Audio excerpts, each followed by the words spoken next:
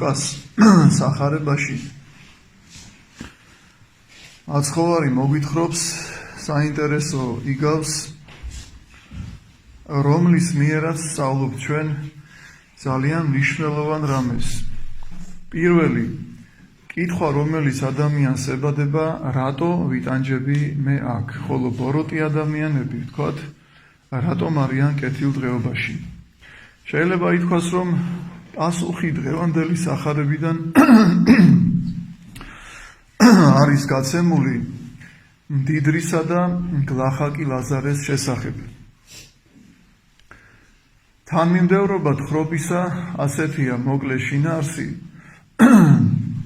ძალიან მდიდარი იყო პიროვნება, რომელიც მდიდრულად იმოსებოდა, მდიდრულად ჭამდა, სვამდა, განსხრებოდა და ყოველდღე იყო ხინში.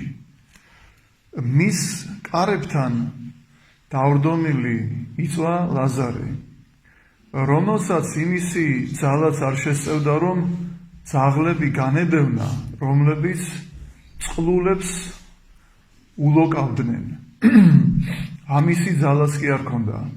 ხედავდა მხოლოდ მდიდარს, რომელიც ყოველდღე იყო განსხრომაში, ჭამდა, სვამდა, ილხენდა და იგი ნატრულობდა მისი სუფრიდან გადმოვარდნილი ნამცეცები მაინც შეეჭამა და ამასაც არავინ არ აძლევდა. ასეთი გულქვა ადამიანი ცხოვრობდა მდიდრის სახით იმ სახლში. გავიდა დრო, გარდაიცვალა ლაზარე და ანგელოზმა აბრაამის წიაღში მიიყვანა. მოკვდა, არ წერია გარდაიცვალა, მოკვდა მდიდარი და თვალები აეხილა ჯოჯოხეთში, საშინელ ტანჯვაში და მან დაინახაო აბრაამი და მის წიაღში მყოფი ლაზარე და უთხრა აბრაამს, მამაო აბრაამ, მოავლინე ლაზარე, თითი დააწოს წყალში და ენა გამიგრილოს, რადგანაც ერთი წვეთი წყალიც მისთვის ძალიან დიდად მნიშვნელოვანი იყო. როგორ უნდა ყოფილიყო მნიშვნელოვანი, როდესაც ცეცხლის ალში იწვევი ერთმა წვეთმა წყალმა რა უნდა გიყოს, მაგრამ ესეც მისთვის ესე ფიქრობდა, რომ მნიშვნელოვანი იყო.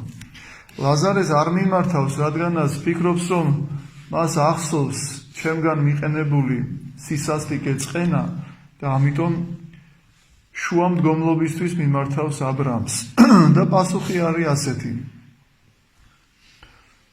მოიხსენე შვილო, რადგანაც მიიღე კეთილი შენი ქვეყანასა ზედა. ხოლო ლაზარემ მიიღო ბოროტი. ხოლო ლაზარი აქ ნუგეშინის სემული არის, ხოლო შენ იტანჯები. აი ეს ფრაზა, რომელიც არის მნიშვნელოვანი, მიიღე შენი კეთილი ქვეყანასა ზედა. ანუ ის რაც თქვათ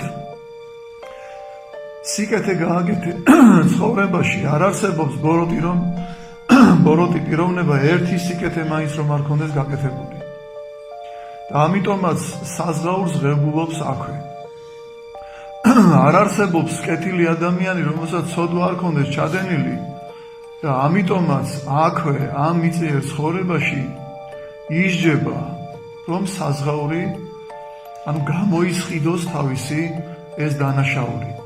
და თუ მეტისმეტი იქნება ცოდვა და თუ მეტისმეტი იქნება სასჯელი, ტანჯვა, მაშინ ჯილდოს სახით მიიღებს იმიერ სამყაროში. იოანე ოქროპირი ბრძანებს. არც ერთი კეთილი ადამიანი არ არსებობს ცოდვის გარეშე, არც ბოროტის სიმართლის გარეშე.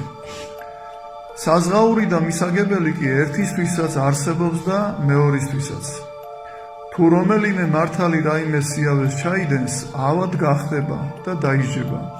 ნუ შეცვუნდები, არამედ თქვი, ამ მართალმა ოდესღაც მცირე ბოროტება ჩაიდინა და აქ იღებს იმას, რაც ერგება, რათა იქ არ დაისაჯესო. მსგავსადვე, თუ დაინახავ, რომ ცოდვილი იტაცებს, ატყუებს, 1000 ბოროტებას აკეთებს და მიუხედავად ამისა, კეთილ დღეობაშია ზუსტად ასევე ნუ შეცვუნდები. არამედ თქვი ამ ცოდვილმა, რომელსაც 1000 სიავე ჩაუდენია, ოდესღაც რაღაც სიკეთე გააკეთა და ამისათვის სიკეთეებს აქ იღებს, რათა ჯილდო იქ არ მოითხოვოსო. ამის ნახვა ლაზარეს მაგალითზე შეიძლება, ვინაიდან ისე მოხდა, რომ რაღაც ცოდვები მასაც ჰქონდა და მდიდარსაც. თავის მხრივ რაღაც სიკეთე უნდა ჰქონოდა, ამიტომ მოისმინე აბრაამი რას ამბობს. შენ იქ მიიღე კეთილი შენი ცხოვრებასა შენსა და ლაზარე ეგრეთვე მსგავსად თავისი ბოროტი, რომლები შენ რამე სიკეთე გაქვს გაკეთებული, ამისათვის სიმდიდრე, ჯანმრთელობა, სიამოვნება, ძალაუფლება, პატივი მიიღე და არავითარი ვალი აღარ დაგრჩა. და ლაზარემ არაფერში არ შესწოდა? არა. ამიტომაც ამბობს ლაზარე ეგრეთვე მსგავსად ბოროტი, იმიტომ რომ როცა შენ კეთილი შენი მიიღე, მაშინ ლაზარემ ბოროტი. ამგვარად როცა დაინახავ რომ მართალი სასჯელს იტანს, მას ნეტარი უწოდე და თქვი, ამ მართალს რაღაც ცოდვა აქვს, მისთვის საზღაურს იღებს და იმ სამყაროში სუფთა გადისთხო, ხოლო თუ კი იმაზე მეტად ისჯება, ვიდრე ცოდვები იმსახურებს, ეს მას სიმართლის გამრავლებად ჩაეთვლება. მოისმინე რას ვამბობ. იობი მართალი, უბიწო, ჭეშმარიტი, ღვთისმოსავი იყო და მისი სხეული აქ დაისაჯა, რათა ჯილდო იქ მიეღო. ანუ ჰგონებ ვითარმცა სხვად რადმე გამოგეცხადე შენ, არამედ რაითა გამოსჩნდე მართლად, წერია იობის წიგნში. ამგვარად მაშ ეს წმინდა იობი ცოლის რჩევამ თუ შეაცდინა, პირიქით ამან უმალ საპირისპიროდ იმოქმედა. როცა ადამიანთაგან მრავალნი როცა რაიმე სნეულება შეხვდებათ, მაშინვე გმობას ამოაფრქვევენ და ამგვარად სნეულების სიმძიმეს ატარებენ, ხოლო მისგან მომდინარე სიკეთეს კარგავენ, რომელიც მოთმინებით მოიპოვება. რომელმან დაითმინო სრულიად, იგი ცხონდეს, ამბობს უფალი. რას აკეთებ ადამიანო, შენს კეთილის მყოფელს გმობ, შენს მხსნელს, დამცველს, მზრუნველს ვერ ამჩნევ, რომ უსკრულისკენ მიექანები და უკიდურესი დაღუპის თხრილში იგდებ თავს. ეშმაკი ხომ სწორედ იმიტომ გატეხს თავს 1000 განსაცდელს, რომ ამ თხრილში ჩაგაგდოს. და თუ იგი ხედავს, რომ შენ ღმერთს გმობ, მაშინ მწუხარებას იოლად ამრავლებს და აძლიერებს, რათა შენ ტანჯვის ზეგავლენით კვლავ რტვინვა დაიწყო. ხოლო თუ ხედავს, რომ ვაშკაცურად იტან და ტანჯვა რაც უფრო ძლიერდება, ღმერთს მით უფრო მეტად მადლობ, მაშინვე თავს განებებს, რადგან უკვე თავისი მახეების ამაოებასა და უსარგებლობას ხედავს. ამგვარად, როცა მძიმე სენი შეგეყრება და მრავალნი გიბიძგებენ, ტანჯვა შეიმსუბუქო, ერთნი შელოცვებით, მეორენი ამულეტებით, მესამენი სხვა რომელიმე ჯადოქრული საშუალებებით. შენ კი ღვთის შიშის გამო სნეულების სიმძიმეს ვაშკაცურად და მტკიცედ აიტან და ამჯობინებ ყველაფერი მოითმინო, ვიდრე მსგავსი რამ გადაწყვიტო. ეს შენ მოწამის გვირგვინს მოგიტანს. ეჭვიც არ შეგეპაროს, როგორც მოწამეს ფლეთენ და ტანჯვას ვაშკაცურად იტანს, რომ მკერდს თაყვანი არსეს. შენს ისე იტანს სნეულების ტანჯვას, რათა არაფერი გჭირდებოდეს, რაც მისგან მოდის და არ გააკეთო ის, რასაც ის გიბიძგებს, მაგრამ ის ტანჯვა უფრო ძლიერიაო იტყვი შენ. სამაგიეროდ ეს ტანჯვა უფრო ხანგრძლივია, ისე რომ იმისი თანაბარი გამოდის, ხოლო ხშირად უფრო ძლიერიც კი. მართლაც როცა ცხელება შიგნით ტანჯავს და გწვავს, შენ კი მიუხედავად სხვების დარიგებისა შელოცვას უარყოფ, მაშინ განა მოწამის გვირგვინს არ იდგა? როცა შემლოცველებს დიდად შერცხვენილებს გამოხრი სახლიდან, მაშინ ყველანი ვინც ამას გაიგონებენ, შეგაქებენ, შენით გაოცდებიან და ერთმანეთს ეტყვიან, ესა და ეს სნეულებით იტანჯებოდა და მიუხედავად იმისა, რომ ზოგიერთები მრავალგზის არწმუნებდნენ, იყოლიებდნენ და ურჩევდნენ გრძნეულთა შელოცვები გამოეყენებინა, ეს არ დაუშვა, არამედ ასე თქვა, მიჯობს ასე მოკვდე, ვიდრე ღვთის მოსაობაზე უარი ვთქვაო.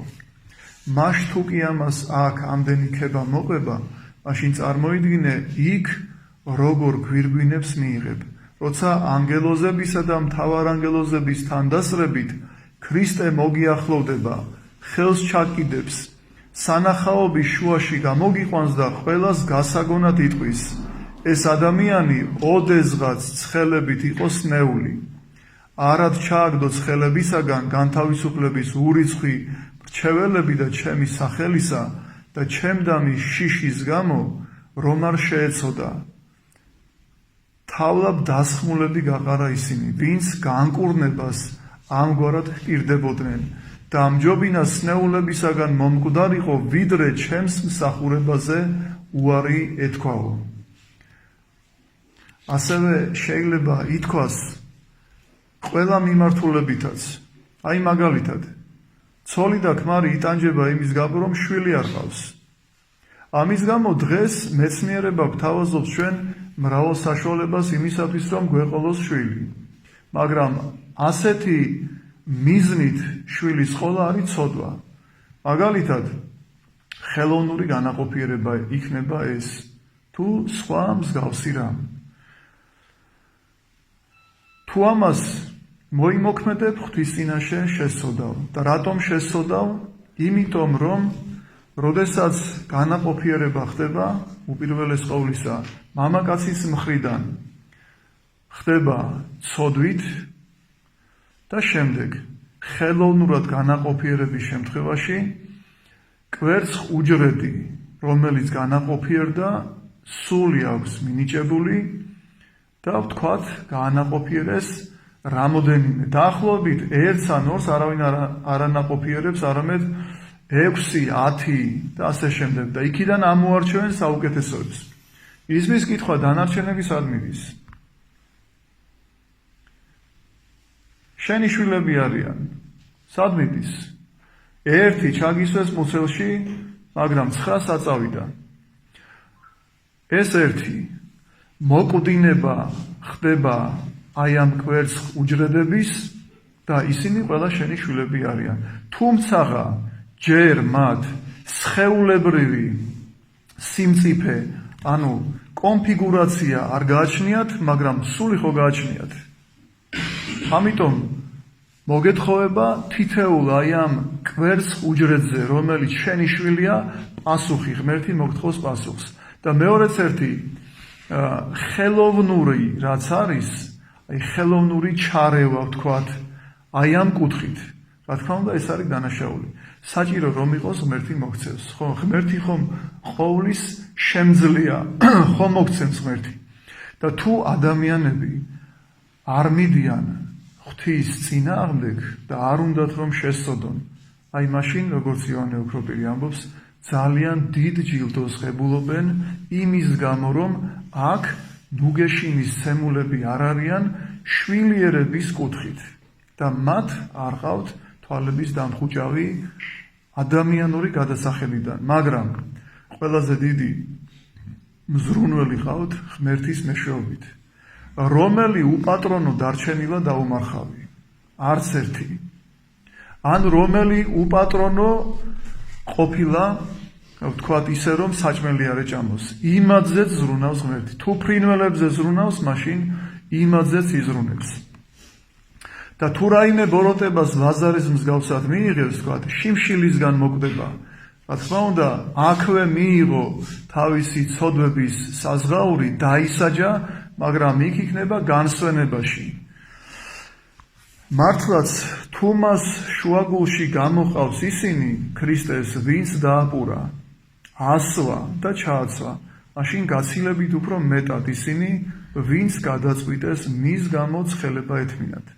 ერთი და იგივე ხომ არ არის მისცე პური და ტანსაცმელი, თუ ხანგრძლივი სნეულება მოითმინო. უკანასკნელი პირველზე გაცილებით მეტია, ამიტომაც გვირგვინიც უფრო ბრწყინვალე იქნება. ამაზე ჯანმრთელებმაც ვიფიქროთ და ერთმანეთს ვესაუბროთ. ნეტარი ტიმოთე გაიხსენე, რომელსაც არასდროს ასვენებდა სნეულება, რომელიც გამუდმებით სხეულთან ჰქონდა შერთული. თუ კი ეს მართალი და წმინდა ადამიანი, რომელსაც სოფლიოზე ზრუნვა ჰქონდა მინდობილი, რომელიც მკვდრებს აღადგენდა, დემონებს აძევებდა და სხვების ურიცხ სნეულებას კურნავდა, ასეთ ტანჯვას იტანდა. მაშინ შენ რა გამართლება გექნება, ვინც აღშფოთებულ ხარ და ხანმოკლე სნეულებების დროს დრტვინავ. და ღმერთს არ შეეძლო, რომ ტიმოთე განეკურნა და უფრო თავისუფლად აღესრულებინა კურნება, სნეულება, მკვდრების აღდგომა, ქადაგება, მაგრამ ეს არ დაუშვა ღმერთმა, არამედ ტიმოთე მოციქულიც იტანჯებოდა სნეულებით და ეს იყო მისი ღვაწლი.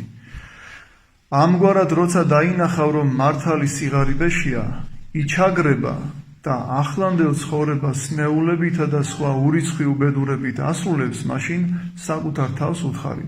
აღდგომა და სამჟავრო რომ არ ყოფილიყო, მაშინ ღმერთი არ დაუშვებდა, რომ ის, ვინც მის გამო ამდენი სიავე გადაიტანა, აქედან ისე გასულიყო, რომ არავითარი სიკეთე არ გამოეცადაო. აქედან თვალსაჩინოა, რომ ღმერთმა მათ სხვა ცხოვრება განუმზადა, უფრო სასიამოვნო და აქაურზე ბევრად ასატანი. სხვაგვარად, განაჭკუასთან ახლოს იქნებოდა, რომ იგი უშვებდეს უხთოთაგან მრავალნი ახლანდელ ცხოვრებაში კმაყოფილებით კვებოდეს, ხოლო მრავალი მართალი ურიცხ სიავეში რჩებოდეს. იგი ვისაც მართალი ეწოდება და მართლაც ასეთია და აქვს ძალა, თითოეულს ღირსებისამებრ სამართლიანად მიუძღას. მას მამისა და სულისა წმინდისა თანაშვენის დიდება, სუფევა და პატივი აწ და მარადის და უკუნითი უკუნისამდე. ამინ. რომ კითხოს ვინმე მაირჩიე, რომელი გირჩევნია? აქ იყო სანამდე იცოცხლებს, სანამდე ვიცოცხლებს ჩვენ არ ვიცით. ვთქვათ 80 წლამდე, 90 წლამდე და უმრავლესი მათი შრომა და სალმობაო ფსალმუნებში წერია. 70 წლის მერე, ვთქვათ, ადამიანი უკვე სხეულით დაავადებული არის და ისეთ სიამოვნებას ის ვერ განიცდის, როგორც სიჭაბუკეში. რომ ეთქვა ვინმეს აირჩიე, აქ იყო კარგად და იქ იქნები ცუდად, მოხვდები ჯოჯოხეთში, თუ აქ იქნები ცუდად და იქ იქნები კარგად. განსვენებული, სადაც არ არის ჭირი, მწუხარება, არა ურვა, არც სულთქმა, არამედ სიხარული და ცხოვრება იგი დაუსრულებელი. აი, რომელს ავირჩევთ ჩვენ? ალბათ საღად მოაზროვნე ადამიანი იტყვის, რომ აქ მირჩევნია ვიტანჯებოდა, იმიტომ რომ დროებითი არის ეს, წლები ძალიან მალე გარბის. იქ მარადისობა არის, ამიტომ მირჩევნია იქ ვიყო კარგად. ასე რომ არავინ არ გვეკითხება ჩვენ ამას, რადგანაც მრავალი ადამიანი უგუნურია და იტყვის, რომ აქ მირჩევნია ვიყო კარგად, ჭამოვსვა, ვიმხიარულო, დრო ვატარო, ვისიამოვნო და იქ ერთი დღევანდელი კვერცხი მირჩევნია ხვალინდელ ქათამსო გამონათქვამი რომ არის, აი ესეთ რამეს აირჩევს.